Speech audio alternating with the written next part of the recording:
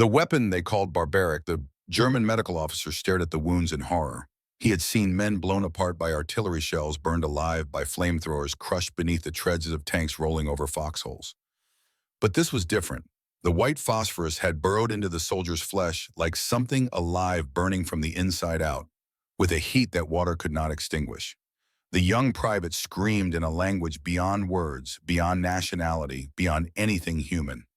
In his report that night, carefully typed by candlelight in a commandeered Belgian farmhouse, the doctor used a word the Wehrmacht rarely applied to Allied weapons: barbarisch, barbaric.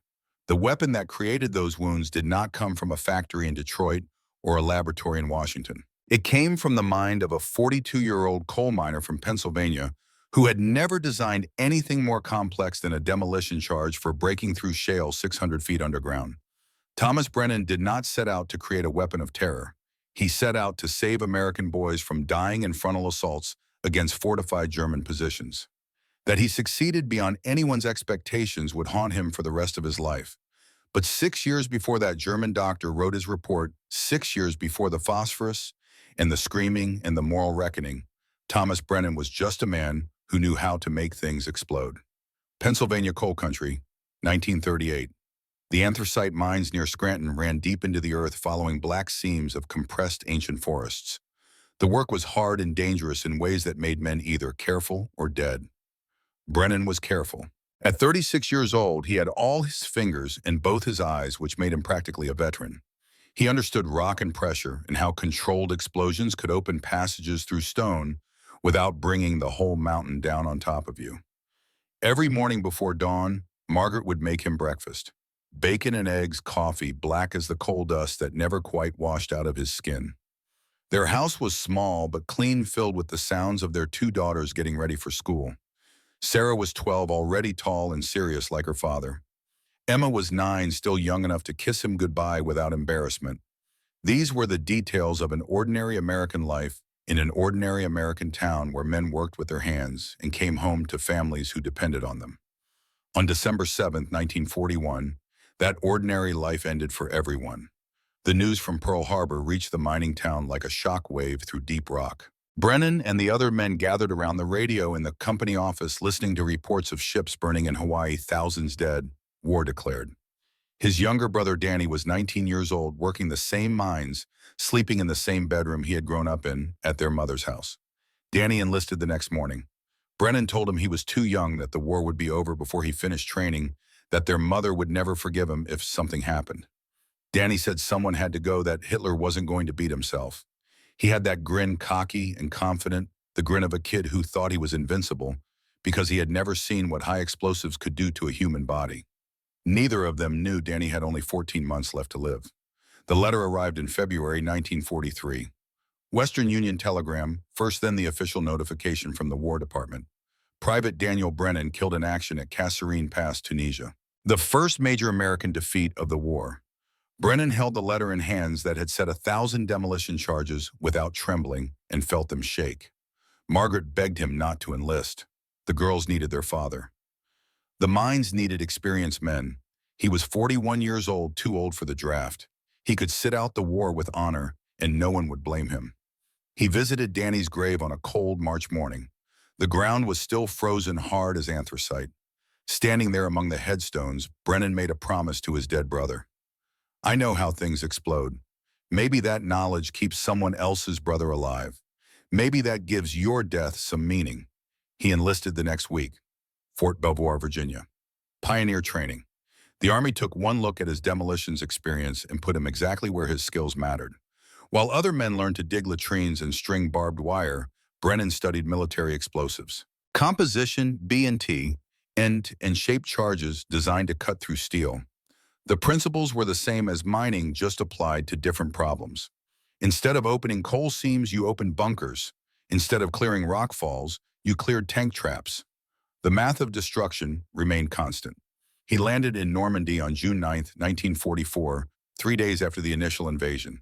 D+3, they called it, as if adding days to death made it more manageable. Attached to the 29th Infantry Division, his job was simple: blow up whatever needed blowing up. Bridges the Germans wanted to use, buildings the Germans wanted to hide in, roads the Germans wanted to travel. In 3 weeks, he had saved dozens of American lives with precisely placed charges that destroyed enemy positions without wasting ammunition or men. But by early July, Brennan understood that expertise in demolitions meant nothing against certain tactical problems. You could not demolish a stone farmhouse 80 yards away when it was filled with Germans who would shoot anyone who got close enough to plant charges. You could not blow up a machine gun nest when approaching it meant crossing an open field under fire from a weapon that could loose 1,200 rounds per minute. The MG-42 was a German masterpiece of engineering belt-fed and brutally efficient. American soldiers called it Hitler's buzzsaw. The sound it made when firing was distinctive, unforgettable. Once you heard it, you knew exactly how many seconds you had to find cover before the bullets found you. On the morning of July 12, 1944, Brennan heard that sound for longer than he ever wanted to remember. The stone farmhouse sat on a slight rise outside the ruins of St. Lo. 3 stories thick, Norman walls, small windows, perfect for defensive fire. The Germans had fortified it with sandbags and positioned their MG-42 to cover the only approach. It was a textbook strong point, the kind that could hold up an entire company if you tried to take it by direct assault. Captain Robert Mitchell, the company commander, was a civil engineer from Detroit who understood angles and fields of fire. He knew what attacking that position would cost. He also knew that regiment needed it taken. The St. Lo breakout was scheduled for the next week. Every German position had to be cleared. Second Lieutenant Eddie Caruso got the assignment to lead the assault. 22 years old from Brooklyn, full of confidence that came from never having led men into sustained machine gun fire. Brennan met him the night before in a shell-damaged barn that served as temporary quarters. Caruso showed him a photograph of his girl back home, a pretty brunette in a summer dress. Sung told him they were getting married when the war ended. Asked Brennan if he had any advice for attacking fortified positions. Brennan looked at that photograph and saw his brother Danny. Same age, same cocky grin, same absolute certainty that bad things happen to other people. He wanted to tell Caruso to refuse the assignment, to fake illness, to do anything except lead 12 men across an open field against an MG-42. Instead, he said what a sergeant was supposed to say. Stay low, move fast. That gun fires 1,200 rounds a minute. If you hear it start, you have maybe 3 seconds to get flat or get dead. Caruso grinned. Don't worry, Sarge. I'm too pretty to die. The assault stepped off at dawn. Brennan watched through binoculars from a covered position 80 yards away. Caruso led his squad out of the tree line in a combat rush, covering the ground in short bursts exactly like the training manuals taught. They made it 60 yards before the MG-42 opened up. The sound cut through the morning air like ripping canvas. Caruso went down in the first burst, falling hard and not moving. 7 more men dropped before the survivors could scramble back to cover, dragging their wounded, leaving their dead in the grass. Through the binoculars, Brennan could see Caruso's body, still moving slightly, one arm reaching toward nothing. Too far away to help, too exposed to recover. He would die out there in the French grass, and there was nothing Brennan could do about it. Just like Danny died in Tunisia, and there had been nothing Brennan could do about that either. All the expertise in demolitions, all the careful calculations about blast radius and shockwave propagation, all of it useless when the problem was a German machine gun nest in 80 yards of open ground. Captain Mitchell found him an hour later, still watching Caruso's body through the binoculars, even though the lieutenant had stopped moving. Mitchell's face was gray with exhaustion and loss. He had just written letters to the families of 8 dead men. He had orders to try again at 1600 hours with a different squad. He looked at Brennan and asked the question that would change everything.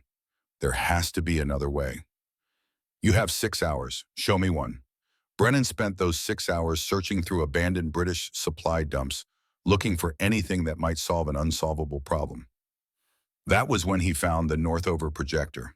It sat in a corner of a warehouse marked for salvage, covered in dust, tagged as obsolete. The British had rushed it into production in 1940 when they feared a German invasion and needed cheap anti-tank weapons immediately. By 1944, it was useless for its original purpose. German tanks had armor too thick for the glass bottles of burning liquid the Northover was designed to throw. Better weapons like bazookas had made it obsolete. But Brennan did not see an obsolete anti-tank weapon. He saw a metal tube on a stand, a black powder propellant charge, and a simple firing mechanism. His mining brain, trained to see rock as either obstacle or opportunity, saw something different than the British engineers had intended. If you ignored the original purpose and focused on the mechanics, the Northover was just a short-range mortar. A tube that could throw heavy objects with reasonable accuracy.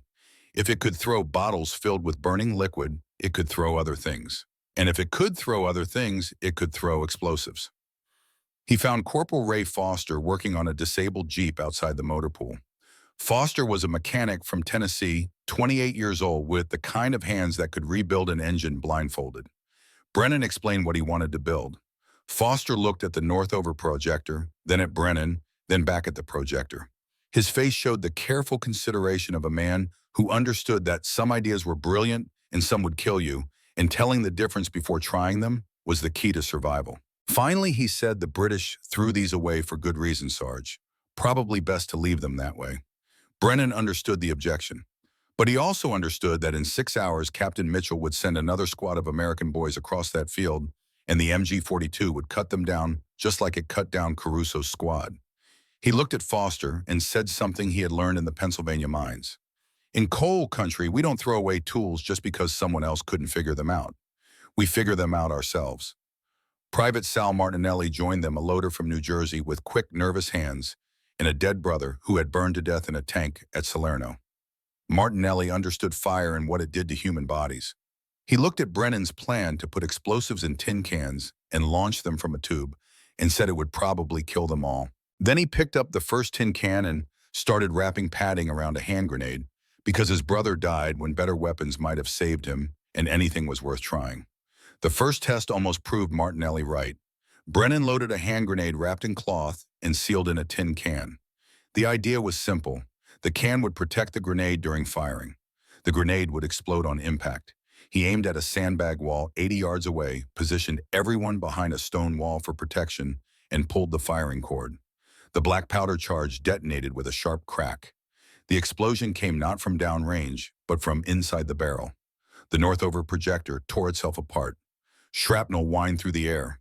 A piece of hot metal embedded itself in the stone wall 6 inches from Foster's head. In the silence after the explosion, with smoke still rising from the destroyed weapon, Foster said what they were all thinking. "That should have killed us. We should all be dead right now." Brennan stared at the smoking wreckage and saw what had gone wrong. The grenade's safety mechanism, designed to make it safe to carry, made it unstable when subjected to the forces of being fired from a tube. Sometimes it would arm too early and explode in the barrel. Sometimes it would not arm at all. The problem was not the concept. The problem was trying to use a weapon designed for one purpose in a completely different way. He needed custom-built charges.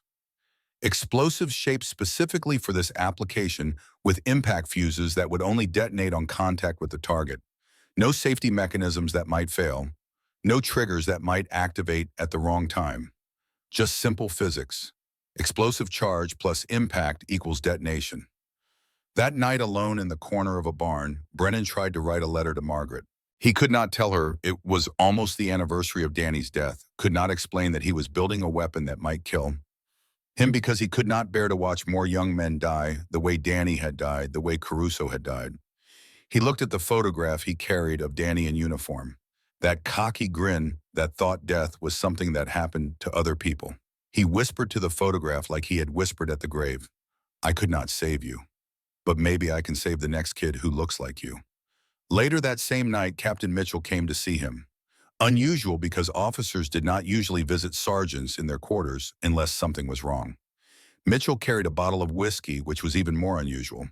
He sat down on an ammunition crate and poured 2 tin cups without asking. Then he said something Brennan had not known. "My brother died at Kasserine Pass, too. Tank commander. I read your file when you joined the company. I know about Danny." About 2 men, different backgrounds, one from Pennsylvania coal mines and one from Detroit engineering firms, but both carrying the same wound, both driven by the same need to make their brothers' deaths mean something. Mitchell gave Brennan 3 more weeks to develop the weapon, not because he believed it would work, but because he understood what it meant to need to try. He left with one instruction. "This is not about revenge, Tom. This is about bringing boys home alive. If it becomes about revenge, it stops being about saving lives." Brennan took a week to design custom explosive charges. He shaped blocks of Composition B into short cylinders, each holding about half a kilogram of explosive, wrapped them in cloth padding to protect them during loading. Added impact fuses scavenged from rifle grenades, simple mechanisms where a spring-driven pin would strike a percussion cap on impact. He improved the fuses by adding small lead weights, ensuring they would detonate even if the charge hit at an angle. The carrier was a weak metal housing made from thin tin cans just strong enough to hold the charge together during loading, but designed to tear apart the moment it left the barrel. Day one of testing the charge landed without detonating. The impact fuse had not made solid contact. Day two, he added the lead weights. The charge exploded in midair, too sensitive to the forces of launch. Day 3 and 4, he filed the edges of the tin carrier by hand until the thickness was exactly right. Too thick and it would not tear away. Too thin and it would collapse during loading. He worked through the nights, sleeping maybe 2 hours, driven by the knowledge that every day he spent testing was another day the Germans held that farmhouse, and another day American boys might die trying to take it. On day 5, everything came together. Morning light filtered through the barn where he had set up his workshop. His hands were steady as he loaded the round, sliding the cloth-wrapped charge down the barrel until it seated against the black powder propellant. He aimed at a sandbag target 90 meters away, elevated the barrel to 35 degrees, based on calculations he had done in his head, using the same math he used for mining charges. Foster and Martinelli took cover behind the stone wall. A third man had joined them. Private Billy Hayes, a 21-year-old from Iowa farm country who had been assigned as their observer. Hayes had the kind of nervous energy that came from being smart enough to understand how many ways this could go wrong. Brennan pulled the firing cord. The black powder detonated with a sharp crack and a cloud of white smoke. The explosive charge launched cleanly. The tin carrier tore apart exactly as designed, visible pieces falling away. The charge itself arced through the gray sky, a dark shape against the clouds. For a moment, it hung at the top of its trajectory, and in that moment, Brennan thought of every calculation he had made, every hour of filing metal and shaping explosive, every promise he had made to Danny's grave. The charge struck the sandbags and detonated. The explosion was enormous, far larger than a hand grenade. It created a crater 2 meters wide and half a meter deep, throwing dirt and debris in all directions. The sandbag dummy positioned at the impact point was shredded, completely torn apart by blast pressure and shrapnel. The sound echoed off the surrounding buildings and died away slowly. Foster and Martinelli stood up from behind the wall, mouths open, unable to speak. Hayes was writing frantically in the small notebook he always carried. Brennan loaded another round and fired again. Same result. Perfect launch, perfect impact, devastating explosion. A third round, a fourth. Everyone successful. The impact points formed a pattern roughly 10 meters across at 90 meters range. Not precision artillery, but accurate enough to hit a building-sized target reliably. That evening, Brennan demonstrated the weapon to Captain Mitchell. The captain watched 4 rounds fly down range and explode with mathematical consistency. He examined the improvised ammunition, understanding immediately what Brennan had created. The modified Northover could deliver explosive charges against fortified positions from outside effective small arms range. It gave pioneers a capability they had never had before, a way to attack strong points without sending men across open ground to plant demolition charges by hand. Mitchell authorized production of additional rounds and training of additional crews. He also filed a report with higher headquarters requesting official sanction for the weapon's use. The response came back cautiously bureaucratic, neither approving nor forbidding, essentially giving permission to continue as long as nothing went catastrophically wrong. Which meant Brennan had done exactly what he set out to do. He had solved an unsolvable problem. He had created a weapon that could save American lives. He should have felt triumph. Instead, standing in the barn as the sun set and Foster and Martinelli celebrated their successful test, Brennan felt something else. A cold understanding that he had just made himself responsible for every death this weapon would cause. Every German soldier killed by these improvised explosive rounds would die because Thomas Brennan, coal miner from Pennsylvania, had figured out how to turn British surplus into American firepower. He thought about the German officer in that farmhouse, the one commanding the MG-42 that had killed Caruso. That man was someone's son, maybe someone's father, maybe someone's brother. And soon, if this weapon worked in combat the way it worked on the test range, that man would be dead. The moral mathematics did not balance the way Brennan wanted them to. Saved American lives on one side, dead German soldiers on the other. The equation had no solution that let him sleep easily. But Mitchell was right. This was not about revenge. This was about making sure that the next lieutenant, who looked like Danny and grinned like Caruso, did not have to lead men across open ground into machine gun fire. If that required Brennan to carry the weight of German deaths, then that was the price. He had made his promise at Danny's grave. This was how he kept it. The night before the first combat test, the crew gathered in their makeshift quarters. Foster had somehow acquired moonshine, claiming it was a Tennessee recipe his daddy had taught him. Martinelli showed photographs of his girlfriend Lucia from Newark, talked about marrying her when the war ended. Hayes admitted he was scared that his father had told him war would make him a man, but mostly he just felt terrified all the time. Brennan told him that being scared meant he was smart, that stupid got you killed faster than anything, and to stay scared and stay alive. They talked about baseball and home cooking and what they would do after the war. Normal conversation between men who might die tomorrow, trying to pretend death was not waiting for them across 80 yards of French farmland. Brennan listened to them talk and felt old not in years, but in the weight of responsibility. These men trusted him. They believed his weapon would work. They were willing to bet their lives on calculations he had done with mining mathematics and hope. Later alone, Brennan wrote in his personal journal, "Not a letter to send home, just words for himself. Tomorrow we find out if this works, or if I have wasted a week building a better way to blow ourselves up. I keep seeing Caruso's face. Keep seeing Danny's. They blur together sometimes. Margaret, if you ever read this, know that I did not build this weapon for revenge. I built it so other mothers do not have to receive the letter you received." Just before midnight, Captain Mitchell came to his quarters one last time. The captain's face showed the strain of command, the burden of ordering men into combat knowing some would not return. He stood in the doorway and delivered the mission brief in a flat, factual voice. 0600 hours tomorrow morning. Same farmhouse that killed Lieutenant Caruso and his squad. German strongpoint, estimated squad, strength heavy weapons. Your weapon gets its combat test. Brennan nodded and said they would be ready. Mitchell paused in the doorway, silhouetted against the night sky. Then he said something that was not in any manual, not part of any official briefing. "Your brother would be proud of what you have built here, Tom." Brennan waited until Mitchell left before he whispered his response to the darkness. "I hope so, Danny. God, I hope so."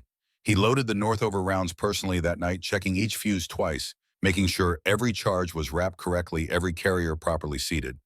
For Danny, who died at Kasserine.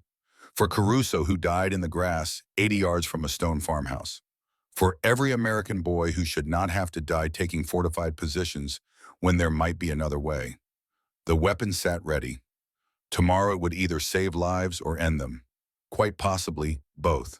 And Thomas Brennan, who had only wanted to keep a promise to his dead brother, would have to live with whatever happened next.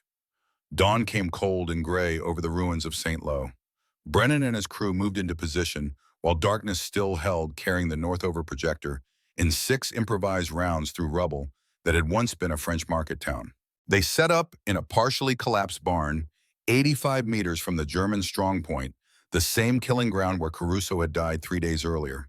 His body was gone now, recovered under cover of darkness, but Brennan knew exactly where it had fallen.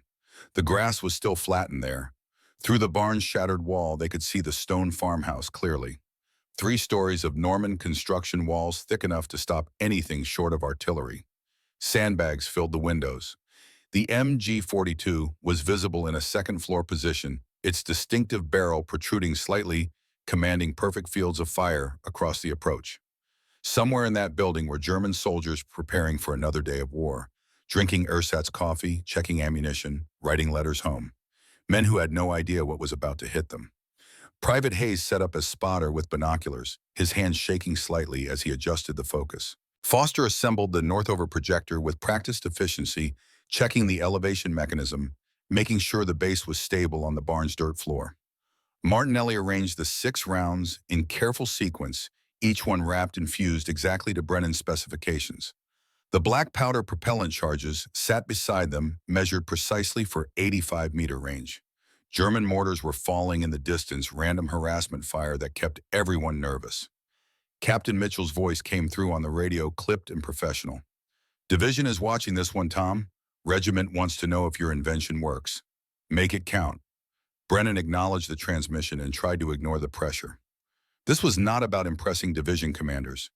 This was about proving that there was another way, a better way to take fortified positions without feeding American boys into machine gun fire.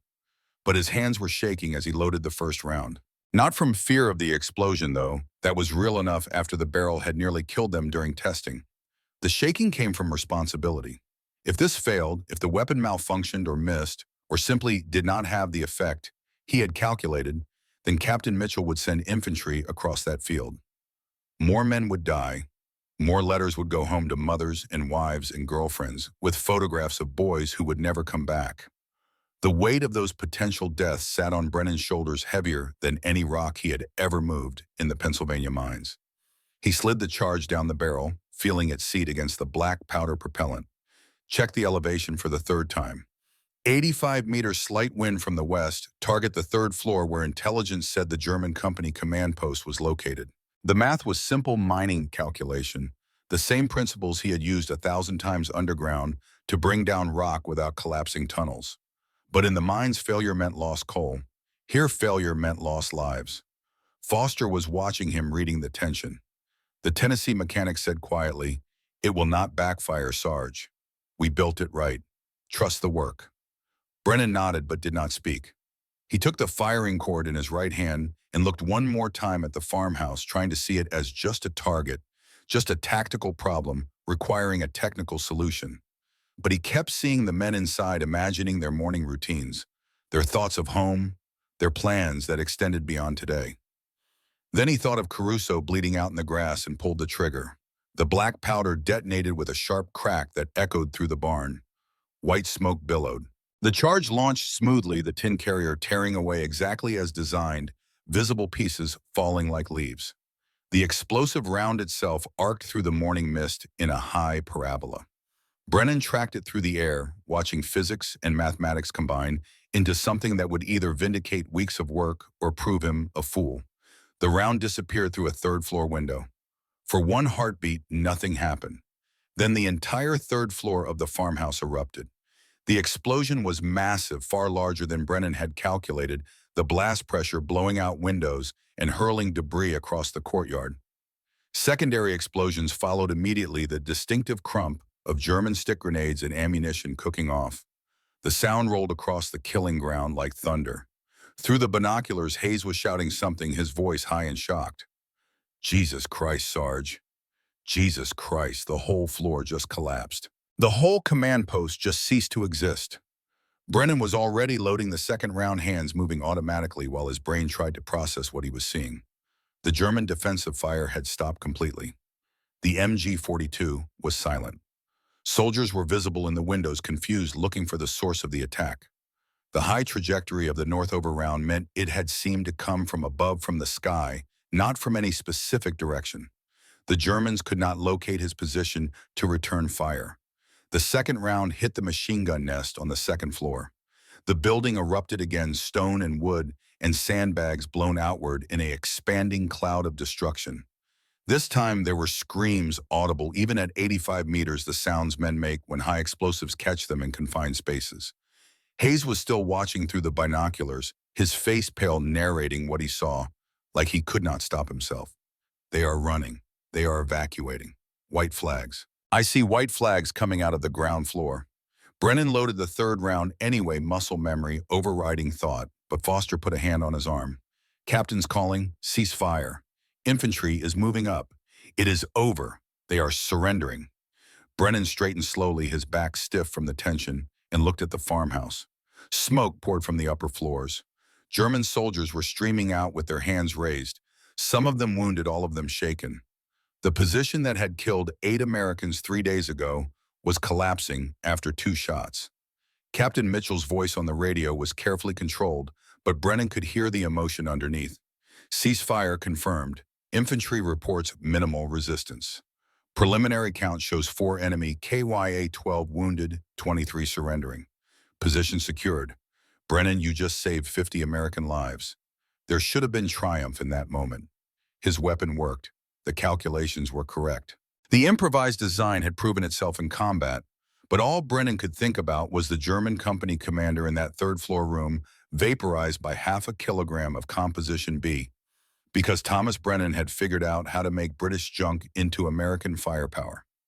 The crew was celebrating, Foster and Martinelli shaking hands, Hayes writing frantically in his diary, everyone talking at once about what they had just accomplished. Brennan stood apart staring at the smoking farmhouse. It worked, he thought. God help me, it worked. And now they will want more. More weapons, more rounds, more explosions, more dead men who never saw it coming. The moral equation still did not balance, but at least it had a number on the American side. 50 lives saved. He tried to tell himself that was enough to justify 4 German, dead and 12 wounded. Tried and failed. 2 hours later at the medical collection point, Brennan helped process German wounded. This was not his job, but he needed to understand what his weapon actually did to human bodies instead of sandbags. The aid station was overwhelmed, American medics working frantically on both American and German casualties, because wounded men were wounded men, regardless of uniform. A German officer lay on a stretcher badly hurt, his uniform torn and bloodstained. A medic said he had been in the farmhouse headquarters when the first round hit. Major Klaus Richter, the name on his identification paper said, 45 years old, professional soldier, career Wehrmacht. Richter's eyes opened as Brennan approached. The German major spoke English with a slight accent, the kind educated European officers learned before the war when they still thought wars could be civilized. What was that weapon? We never saw it coming. No artillery whistle, no mortar sound, just fire from the sky. Brennan was uncomfortable under that gaze, not wanting to talk to a man he had nearly killed, but feeling obligated somehow. Improvised projector, he said. Nothing special, just a tube and some explosives. Richter managed something like a smile despite his pain. No, he said. It was very special, very effective, very American, practical, brutal in its simplicity. A medic came then to move Richter to surgery, and in the process of shifting him onto a proper stretcher, a photograph fell from his uniform pocket. Brennan picked it up without thinking. 3 boys stood with Richter in what looked like a summer garden somewhere in Germany.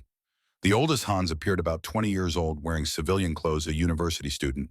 The 2 younger ones, Franz and Wilhelm, wore Hitler Youth uniforms. The boys were smiling proud in their uniforms, maybe 16 and 18 years old. Brothers, obviously, with their father's features. Brennan's hands started shaking again as he held that photograph. He saw his own daughters in those faces, saw the pride parents took in their children, regardless of what uniform they wore or what flag they saluted. He tried to hand the photograph back, but Richter was already being carried away. A German medic took it instead, thanked him in broken English, tucked it carefully back into Richter's pocket. Richter's voice floated back as they moved him toward the surgical tent. Hans, Franz, and Wilhelm. Hans has student deferment in Berlin. Franz and Wilhelm insisted on enlisting. 18 and 16. Eastern Front now. I will probably never see them again. Brennan walked away from the aid station, unable to speak, unable to process the collision between tactical success and human cost. He had just killed someone's father, or nearly killed him, which might be worse.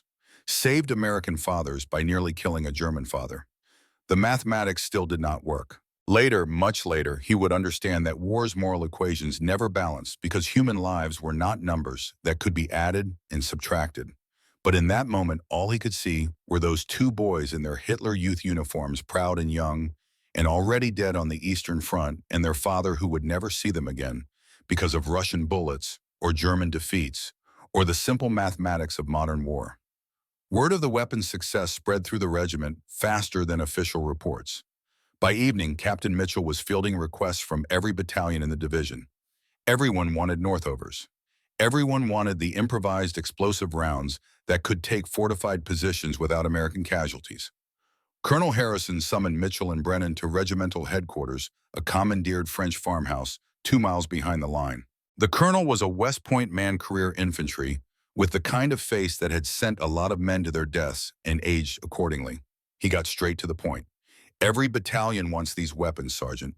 The St. Lo breakout is scheduled for 72 hours from now. How many can you produce? Mitchell tried to interject. Sir, we have only tested the weapon once in combat.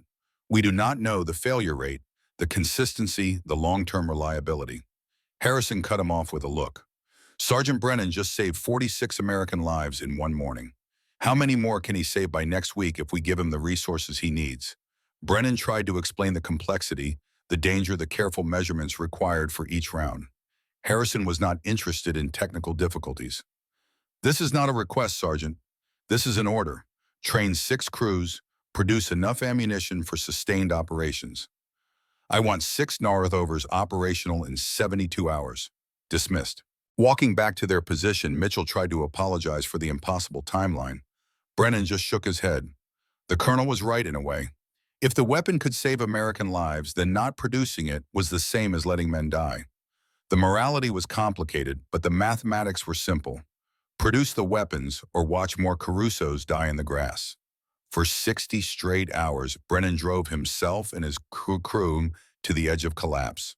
Foster and Martinelli trained other pioneers in the manufacturing process, teaching them the precise tolerances required for the tin carriers, the exact amount of cloth padding, the careful handling of impact fuses. Hayes became Brennan's assistant, learning the calculations for different ranges, different elevations, different explosive loads.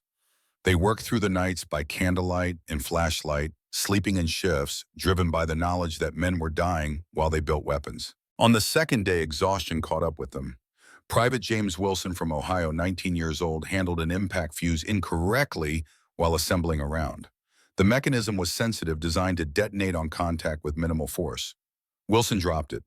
The fuse struck the wooden workbench and detonated the blasting cap. The explosion was small by artillery standards, but devastating at arm's length. Wilson died before the medics arrived. 2 other pioneers were badly wounded, peppered with shrapnel, one losing an eye and 3 fingers from his left hand. Brennan stood over Wilson's body, covered now with a shelter half, and felt the weight of that death like physical pressure. "This is on me," he told Mitchell. "I pushed too fast. Wilson's blood is on my hands." The captain's response was cold and factual. "No, this is war. Men die in war. Wilson knew the risks. He volunteered for this duty. What you do now is honor his death by finishing what you started. Keep going." But how many deaths was Brennan responsible for? Wilson made 1. The Germans in the farmhouse made 4 confirmed, 12 wounded, who might still die. Where was the line between acceptable casualties and murder? How did you calculate the moral mathematics when every life saved required other lives spent? These were not questions the Army trained you to answer. These were questions that kept you awake at night, staring at canvas tent roofs while other men slept. On the 3rd day, as promised, Corporal David Kim arrived from the Chemical Warfare Unit. He was 24 years old, Korean-American from San Francisco, carrying orders that assigned him specifically to Brennan's project. Kim had studied chemistry at Berkeley before the war, enlisted after Pearl Harbor, like thousands of other young men who wanted to prove their loyalty to a country that was not sure it trusted them. His family was in Manzanar internment camp behind barbed wire, while Kim wore an American uniform and worked on American weapons. The contradiction was not lost on anyone. Kim's assignment came with a specific purpose. Chemical warfare had sent him to make Brennan's weapon better. More effective, the order said, which was military language for more deadly. Brennan did not want the weapon to be more effective. It worked fine. It killed Germans and saved Americans, and that was already more moral weight than he wanted to carry. But Kim had other ideas. The young corporal set up his gear in a corner of the barn, arranging chemistry equipment with academic precision. He had read all the reports on Brennan's weapon, understood the principles, saw the potential. Within an hour, he was presenting his proposal with the confidence of someone who had never seen what his calculations looked like when applied to human flesh. "I can make it devastating, Sergeant. White phosphorus mixed with the high explosive. 3-to-1 ratio for optimal dispersion. The explosive scatters the phosphorus. The phosphorus ignites on contact with air, sticks to whatever it touches. Burns at 1500 degrees. Water will not extinguish it. The tactical application is clear." Brennan listened to the chemistry lecture with growing horror. "You are talking about burning men alive. That is different than explosive death, different than bullets or shrapnel. You are talking about creating wounds that cannot be treated, pain that cannot be stopped." Kim's response was logical, detached, the kind of logic that came from viewing war as a technical problem instead of a human tragedy. With respect, Sergeant High Explosive tears men apart, burns them with blast heat, crushes their organs. Phosphorus burns are horrible, but death is death. The question is efficiency. High explosive kills in the room of impact. Phosphorus makes the entire building untenable. Forces immediate evacuation or death. Faster capitulation means fewer American casualties. Foster, listening from across the barn, offered his own perspective. Where is the line, Sarge? When our boys are burning in tanks, is that over the line? When Germans use flamethrowers, is that over the line? War does not have lines. It just has what works and what does not. Brennan wanted to argue but could not find the words. Because Foster was right in a terrible way. The Germans use flamethrowers. The Japanese use them. Both sides burned cities from the air. Why was phosphorus in a Northover round different than phosphorus in an incendiary bomb? Martinelli's vote was simple and brutal. My brother burned to death in his tank at Salerno. If phosphorus makes Germans evacuate before we have to assault, if it saves even one American from dying the way Anthony died, then I am for it. Hayes said nothing, but his face showed what he thought. The Iowa farm boy who still believed there should be rules in war, limits to what civilized men would do to each other, was learning that civilization ended when the shooting started. Kim pressed his case with the passion of someone who needed this to work for reasons beyond tactics. My older brother Thomas is with the 442nd Regimental Combat Team. Nisei unit, all Japanese American fighting in the Italian mountains to prove we are loyal. His last letter described desperate fighting men dying for yards of rock because they have to prove themselves twice as hard as white soldiers. My family is behind barbed wire in California. My brother is bleeding in Italy. I am here to make sure he comes home alive. If phosphorus does that, if it ends this war faster, then I will use it. Brennan heard his own motivations in Kim's words. Different war, different brother, same desperate need to make death mean something. He looked at this young chemist from San Francisco, this American immigrant, trying to prove his loyalty through expertise, and saw himself. Saw Danny's death driving him to build weapons. Saw Caruso's death justifying anything that might prevent the next Caruso. The moral descent was so gradual you did not notice until you were already at the bottom. Against every instinct, against the part of him that still remembered what it meant to be a man instead of a weapon maker, Brennan agreed. We test it, limited production. See if there is actually a tactical difference from standard high explosive. But we test it properly with safety protocols away from anyone who does not need to be there. If it works the way you claim, Captain Mitchell makes the decision about whether to use it. Not me, not you. Kim's face showed relief and enthusiasm, the expression of someone who thought they had won an argument about chemistry instead of morality. He set to work, immediately calculating ratios, mixing compounds, treating war like a laboratory experiment with predictable results. Brennan watched him work and thought about Wilson's body under the shelter, half about the German major's photograph, about every decision that had led him from Pennsylvania coal mines to a French barn where he was about to create something that would make men burn alive.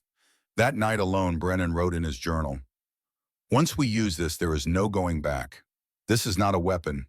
This is something else, something that crosses a line I cannot quite define but know exists. Mitchell says this is about bringing boys home, not about revenge. But what is it when we burn men alive because it is more efficient than shooting them? What do we become when we calculate the moral mathematics and decide that some kinds of death are acceptable if they save the right people?" He had no answers. Only the knowledge that tomorrow they would test white phosphorus rounds, and if they worked as well as Kim promised, then Brennan would be responsible for a new kind of horror. The Pennsylvania miner who just wanted to keep a promise to his dead brother was becoming something else, something he did not have a name for yet, something that would haunt him for decades to come.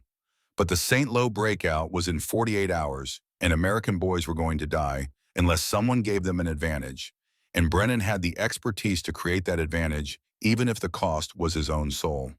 He tried to sleep, but kept seeing fire, kept hearing screams that had not happened yet, but would, kept calculating the mathematics of saved American lives versus burned German soldiers and finding no equation that balanced. Finally, near dawn, he gave up on sleep and went to help Kim prepare the phosphorus rounds. If he was going to be responsible for this, he would at least make sure it was done correctly. Pennsylvania mining standards applied even to creating hell.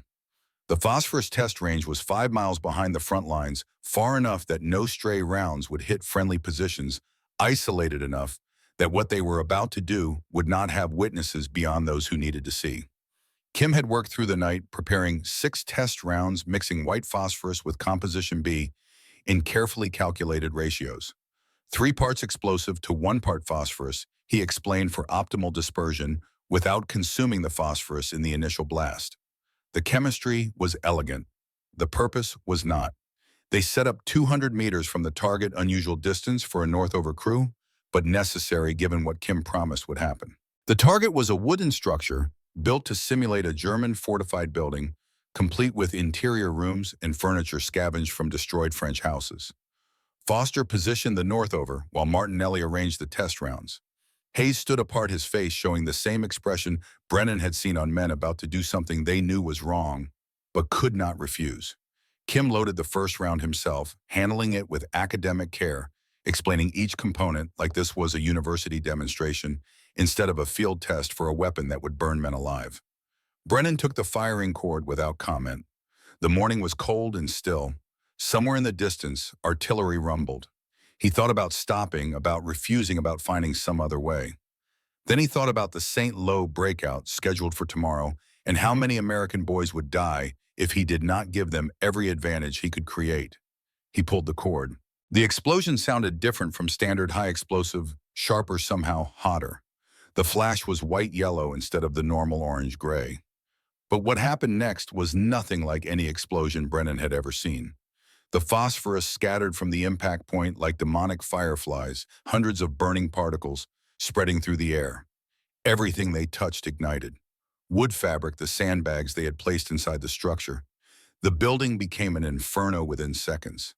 The phosphorus burned through the wooden walls, dripping down like napalm, spreading fire everywhere it fell. The heat was intense even at 200 meters. Brennan could feel it on his face, see the air shimmer above the flames. The smoke was thick and acrid chemical, nothing like wood smoke or gunpowder. It smelled wrong. It smelled like something that should not exist in the natural world. The building burned for 20 minutes despite their attempts to extinguish it with water. The phosphorus kept burning, reigniting, spreading, consuming everything flammable, and scarring everything that was not. Hayes was the first to speak. "That is going to give me nightmares." Foster's response came slowly, measured.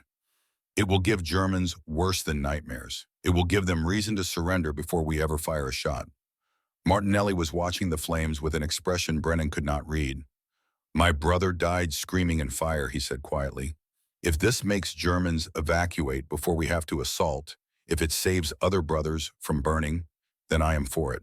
But Jesus, that is a hard thing to watch." Kim was taking notes, documenting burn patterns and dispersion radius, treating horror like data. Brennan watched the building burn and thought about the German soldiers who would be in similar buildings when these rounds hit for real. Thought about phosphorus sticking to their skin, burning through fabric and flesh, creating wounds that could not be treated. Water made it worse. Covering it denied oxygen, but the burns underneath would still destroy tissue. The only treatment was surgical removal of embedded phosphorus particles, cutting away burning flesh while it was still burning. He had read the medical reports. He knew what these wounds looked like. "Once we use this," he said to no one in particular, "there is no going back. This is not a weapon. This is something else." Kim looked up from his notes, confused. "It is effective, Sergeant. That is what weapons are supposed to be." Brennan wanted to explain the difference between effective and evil, wanted to articulate the line that phosphorus crossed, but he could not find words that made sense even to himself. Instead, he said they would produce 6 combat rounds, and Captain Mitchell would decide whether to authorize their use. The decision would not be on Brennan's conscience alone. But that was a lie, and he knew it. He had built the weapon. He had agreed to test phosphorus. He had created the capability. Mitchell might authorize it, but Brennan had made it possible. The responsibility was his, no matter who gave the final order. September 1944. The war had moved into Belgium, pursuing German forces that were falling back but still fighting hard. The port city of Antwerp was strategically vital, a deep-water harbor that could supply the Allied advance if it could be captured intact. German paratroopers, elite troops, had fortified the waterfront warehouses into a defensive strongpoint. 4 substantial buildings, thick walls, multiple stories, perfect fields of fire across the dock approaches. Intelligence estimated over 100 defenders. A conventional assault would cause 60 or 70 American casualties minimum. Captain Mitchell received authorization for phosphorus rounds from battalion. 6 rounds coordinated fire from 2 Northovers end this quick with minimal friendly casualties. He gave Brennan the option to refuse to use standard high explosive instead. Brennan considered it for perhaps 30 seconds. Then he thought about 60 American boys who would die in a conventional assault and said he would do it. The moral mathematics still did not work, but at least the numbers on the American side were clear. 60 lives saved justified whatever happened to the Germans. He told himself that and tried to believe it. The attack position was across a canal from the warehouses, giving them roughly 100 meters of range. At the upper limit of the Northovers' effective accuracy but necessary to stay outside German small arms fire. They set up 2 projectors, Brennan commanding one, and Corporal Stevens, one of the newly trained crews, commanding the other. Kim attached himself to Brennan's crew, wanting to see his chemistry work in combat. Hayes was there, too pale and quiet, assigned as spotter, but looking like he wanted to be anywhere else. The warehouses showed no indication that the Germans inside knew what was coming. Morning sun reflected off the canal. Somewhere a church bell rang. Brennan loaded the first phosphorus round and tried not to think about what he was about to do. Mitchell's voice on the radio gave the authorization. Weapons free. Fire when ready. Brennan elevated the barrel, calculated the range one more time, and fired. The round hit the north warehouse second floor and detonated. The phosphorus ignited instantly, scattering through the interior. Flames erupted from windows. Then the screaming started. It was audible at 100 meters across water, the sounds men make when they are burning alive and know it. Hayes had the binoculars watching because that was his job, and his narration came out broken and horrified. Oh God, they are burning, they are running, but they are still burning. The phosphorus is stuck to them. They cannot put it out. German soldiers were jumping from windows, their uniforms aflame, phosphorus clinging to skin and fabric. Some jumped into the canal trying to extinguish the flames.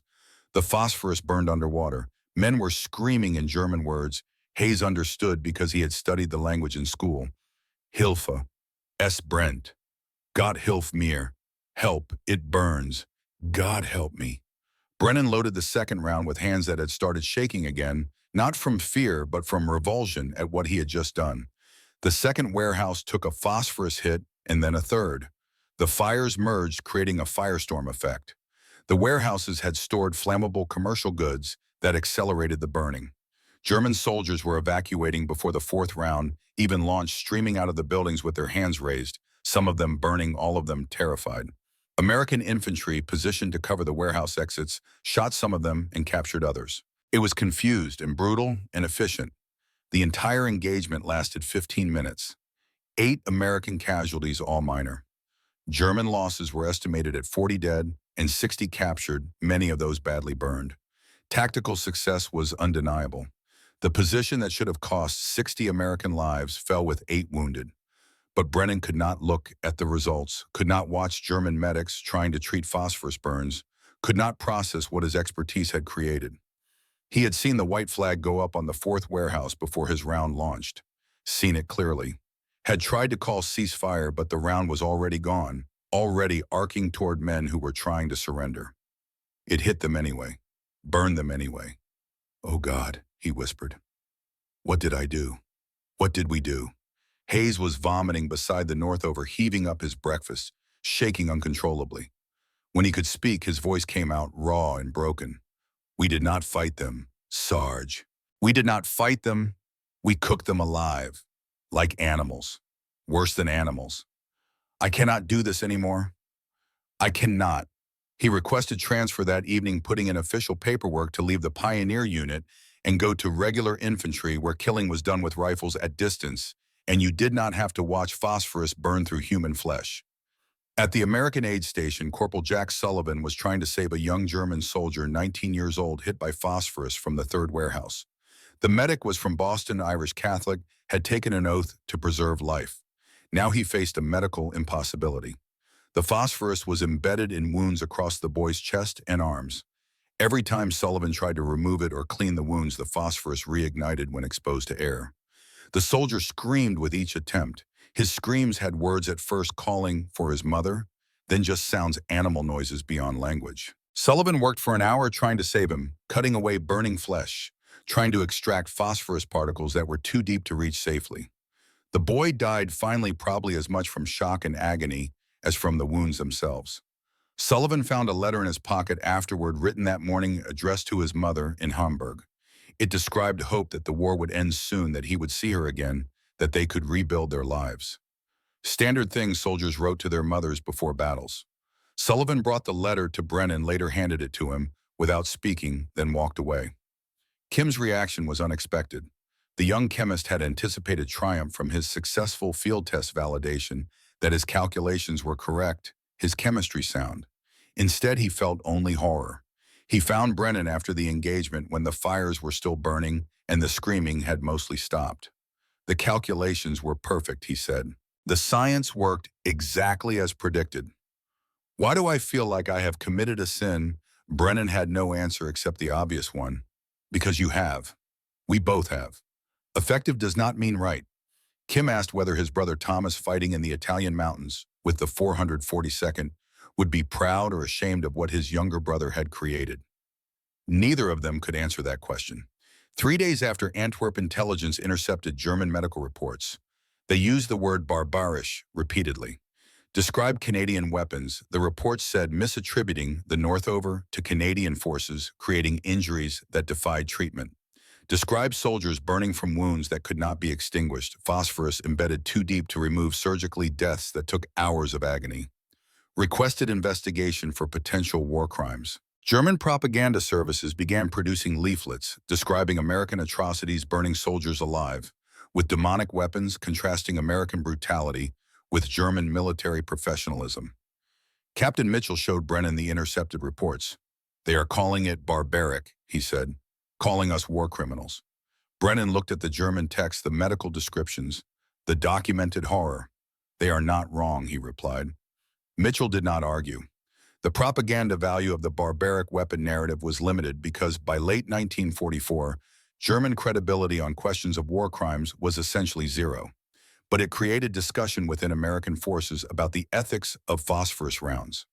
Some officers argued that Germans used flamethrowers that turnabout was fair play, that war had no rules except winning. Others, particularly those with legal training or strong religious backgrounds, questioned whether the suffering caused by white phosphorus was justified by military effectiveness.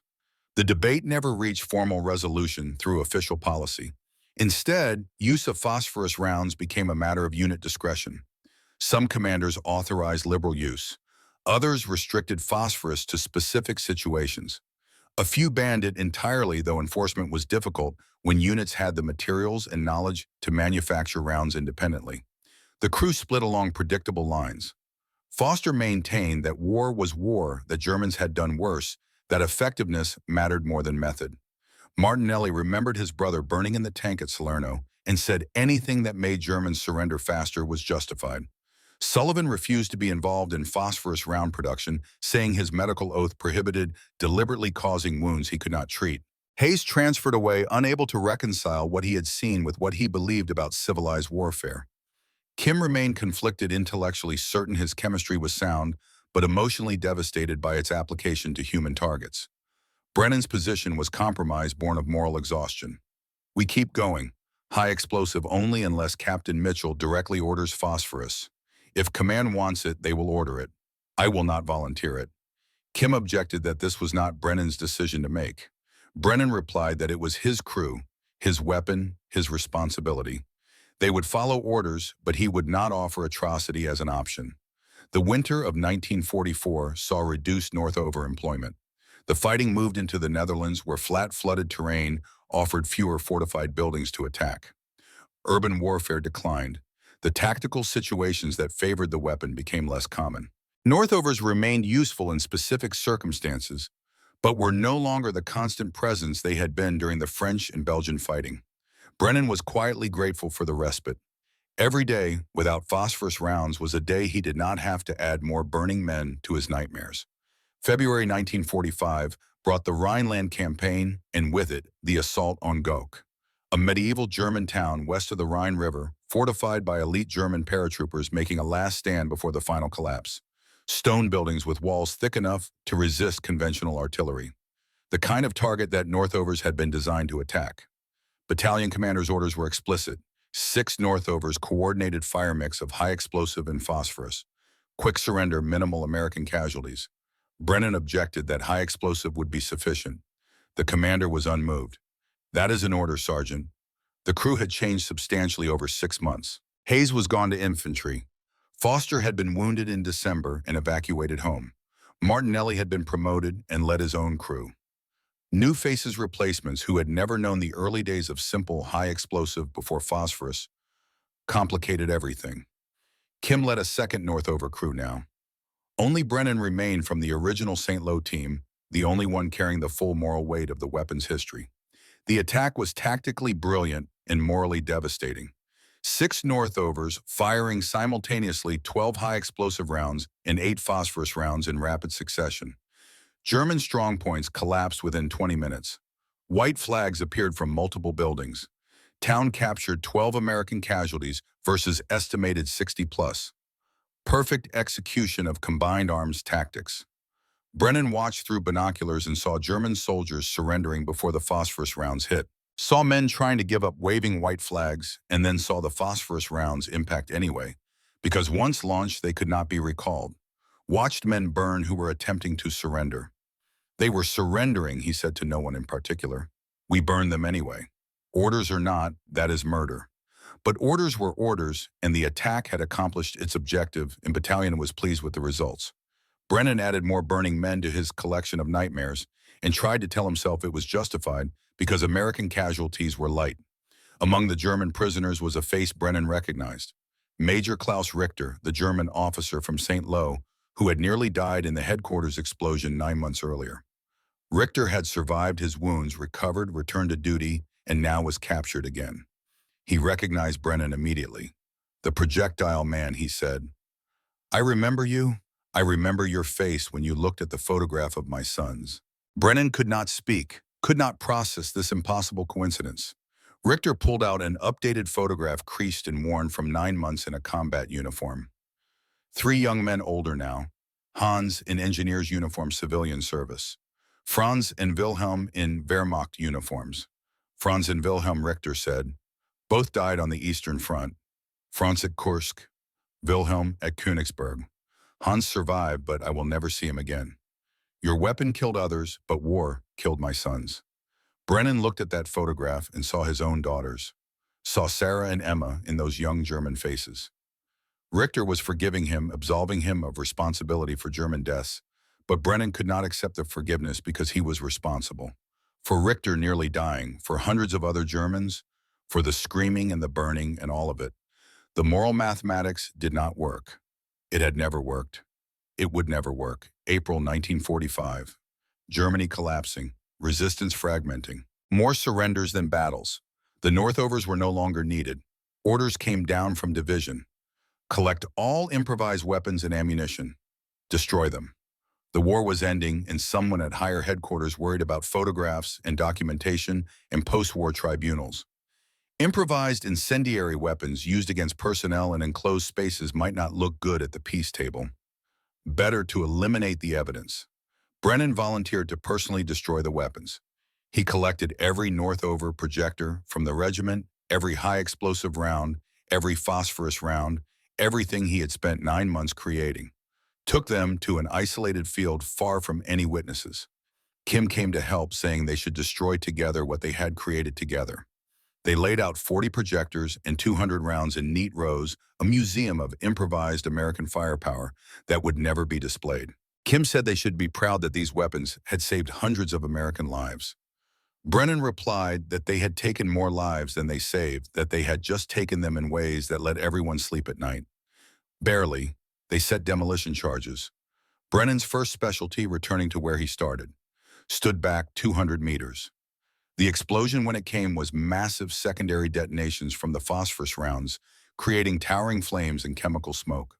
Brennan watched his invention burn and thought good. Let it burn, let all of it burn. Regiment had wanted documentation photographs for after-action reports. Kim asked if Brennan had taken any. No, Brennan said. Did you? Kim shook his head. Some things should not be remembered. They stood together, watching the flames consume the Northovers, and made an unspoken agreement to let the weapon be forgotten. Victory in Europe Day, May 8, 1945. The regiment celebrated with whatever alcohol they could find or make, shouting and singing, and grateful to be alive. Brennan sat apart from the celebration, alone with a bottle, unable to feel triumph. Captain Mitchell found him eventually. "We won, Tom. We did our part." Brennan looked at his captain and said, "Did we? Or did we just burn our way to victory?" Mitchell had no answer. The captain mentioned that regiment wanted to recommend Brennan for a Bronze Star for developing the Northover. Brennan refused immediately. "I do not want it. Do not want my name associated with that weapon." Mitchell understood. He arranged an unofficial commendation with no ceremony and no publicity, a piece of paper that said Thomas Brennan had served with distinction. Nothing about weapons that made men burn. Nothing about moral compromises or phosphorus or screaming. Just service and distinction. Brennan filed the paper away and tried to forget. August 1945. Home. The train station in Scranton, Pennsylvania. Margaret and the girls waiting on the platform. Sarah was 16 now, Emma 13. Brennan stepped off the train in his uniform, 50 pounds lighter than when he left, and tried to be the man they remembered. The emotional reunion was real, but there was distance in his eyes that Margaret noticed immediately. Sarah asked if he was okay. He said he was just tired, so tired. Home smelled like Margaret's cooking. Roast chicken and mashed potatoes, the foods of peace and normalcy. But Brennan could not eat. Everything smelled like burning to him. Smoke that was not there. Chemical smells that existed only in memory. He pushed food around his plate and apologized and went to bed early. The nightmare started that first night and never really stopped. He returned to the mines in September. The foreman offered him a supervisor position, saying a war hero deserved better than swinging a pick. Brennan refused. "I will work the face. I want to be underground." It was a symbolic choice, hiding from what he had done, burying himself in the earth where explosives created instead of destroyed. The work was simple and clean. Controlled blasts, open coal seams. No one screamed, no one burned. He found comfort in that simplicity. The letter from Billy Hayes arrived in October. Hayes was back in Iowa farming his family's land, trying to readjust to civilian life. He wrote about nightmares that woke him, screaming visions of burning men that would not fade, questions about what they had done and whether it was right. "Does it ever get better? I thought leaving would help. It did not." Brennan wrote back, "I do not know if it gets better. I hope so. I am sorry I brought you into this." The correspondence continued sporadically for years, two men trying to process what they had experienced, finding no answers but at least finding company in shared guilt. 33 years passed. Brennan turned 81, his daughters grown with families of their own. Margaret still beside him, despite everything the coal mine's now history as American energy moved elsewhere. The war became something spoken of in past tense, safely distant, a period he had survived and tried to forget. Then a graduate student from Penn State showed up asking questions.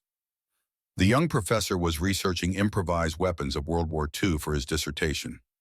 He had found Brennan's name in declassified documents, identified him as the developer of the modified Northover projector. Brennan tried to refuse the interview. "I would rather not talk about it." The professor persisted, calling it an important contribution to military history. "Your weapon was incredibly effective. You saved lives. You are a hero." Brennan looked at this young man who had never seen combat, never burned anyone alive, never carried the weight of expedient morality. Finally, he said, "Come inside. I will tell you what a hero really does." They sat in the living room of Brennan's small house in Scranton. Margaret brought coffee and sat nearby, listening to her husband tell stories he had never shared, not even with her. The technical development, the testing, the first combat success at St. Lo, then Antwerp and the phosphorus and the screaming. Gok and the surrendering Germans who burned anyway. The destruction of the weapons and the refusal of medals and the 33 years of nightmares. The professor asked the critical question. The German reports called it barbaric. "Do you agree?" Brennan was silent for a long time, gathering words for something he had never articulated fully. "Yes," he finally said. "It was barbaric. It was also effective. Both things are true. I built it to save American boys. It did that. But the cost was German boys burning alive. I see them sometimes even now, hear them screaming. 33 years and I still see them." The professor asked if Brennan would do it again, knowing what he knew now. The silence stretched for a full minute. Margaret watched her husband's face, seeing the struggle play out. "I do not know," Brennan said at last. "God help me, I do not know. Part of me says yes, because boys like Eddie Caruso did not have to die, because hundreds of American soldiers came home who would not have otherwise. Part of me says no, because no victory is worth burning men alive, because some methods are too horrible to justify, even with good results. The truth is worse than either answer. I cannot separate the two. The weapon worked because it was horrible. Effectiveness and evil were the same thing." The next morning there was a knock at the door. An elderly man stood there, German accent still noticeable, despite decades of speaking English. "My name is Hans Richter. I believe you knew my father, Klaus Richter." Brennan felt the past collapse into the present, 33 years of distance, eliminated in one sentence. "Your father, the major. He survived." Hans nodded. "For a time. I was the oldest son, 20 years old in 1944, studying engineering in Berlin. Student deferment. My father survived St. Lo to be captured at Goch. My younger brothers Franz and Wilhelm were not so fortunate. Both died on the Eastern Front." Hans shook his head. "No. He died in a Soviet POW camp in 1947, pneumonia. But before he died, he wrote letters. May I come in?" They sat at the kitchen table, this American veteran and this German immigrant, while Hans showed Brennan letters his father had written before dying in captivity. Klaus Richter's words, translated from German, spoke of the American sergeant with the projectile weapon who had looked at the photograph of his sons with such obvious pain. He was not a monster, Klaus had written, only a soldier trying to end the war. Wars make monsters of nations. Individual soldiers just try to survive and complete their missions. I forgive him for whatever role he played in this war. Tell him that if you ever find him. Brennan's hands shook as he held the letters. Hans continued, I came to America in 1952, built a life here, became a citizen. But I always wondered about the American my father wrote about. It took me years to find you. I came not for revenge, but for understanding. To close a circle, Brennan could not speak through the emotion closing his throat. Hans asked to see the weapon. Brennan led him to the garage where, hidden under a tarp for 33 years, sat the single Northover projector he had kept. I destroyed all but this one, Brennan explained. Kept it as penance. Reminder. Cannot throw it away, cannot look at it. Hans examined the weapon that had nearly killed his father, had killed so many others. My father wrote that war makes weapons of all men. You made a weapon for war. Both curses. He extended his hand across the decades, across the graves, across the ocean of guilt and memory. I forgive you. For my father. For my brothers Franz and Wilhelm. My father would have, so I do. Brennan took that hand and for the first time in 33 years allowed himself to cry about the war. For Danny and Caruso and Wilson. For Klaus Richter and his sons. For the German soldiers burning in warehouses. For Hayes and his nightmares. For Kim and his brother. For every life the weapon saved and every life it took in the impossible mathematics that made them inseparable. I am sorry, he managed through the tears. For your father, your brothers, all of them. I am so sorry. Hans gripped his hand harder. I know. So am I. We carry this together now. Margaret watched from the doorway, seeing her husband finally release something he had carried alone since 1944. The weight did not disappear, but it was shared now, distributed between former enemies who understood that the true casualties of war were not just the bodies, but the souls of those who survived. Later, sitting on the porch with coffee, two old men watching grandchildren play in the yard, Brennan said quietly, some things cannot be forgiven, but maybe they can be acknowledged, carried together. Hans agreed. The weapon is gone. The memory remains. Someone should remember. We both will. Brennan looked at his grandchildren and thought of Franz and Wilhelm, who never got to have children, never got to grow old, never got to sit on porches drinking coffee in peacetime. The weapon had worked exactly as designed, and that was the tragedy.